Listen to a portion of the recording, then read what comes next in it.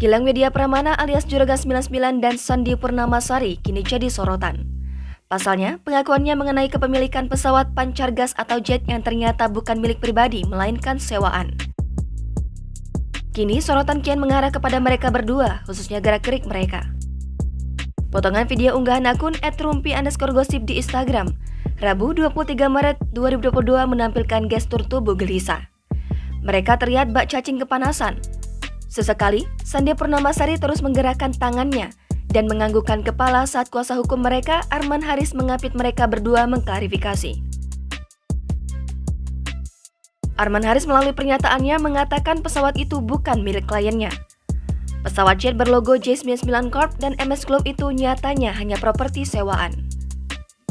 Tak ayal, unggahan video itu menuai beragam komentar warganet, khususnya gestur Sandi Purnamasari.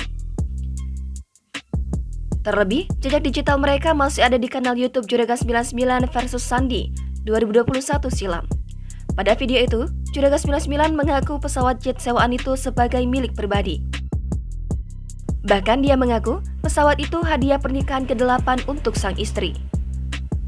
Pernyataan Juragan 99 soal jet pribadi ini pun langsung viral dan diunggah ulang oleh akun @rumpi_gosip hingga banjir cibiran pedas.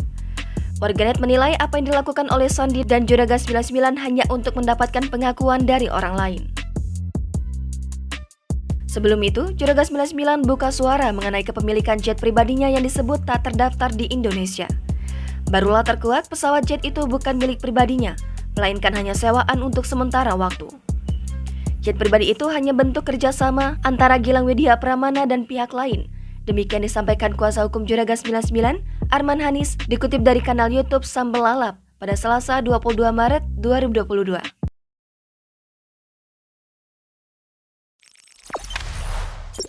Jangan lupa subscribe, share, komen, dan like ya!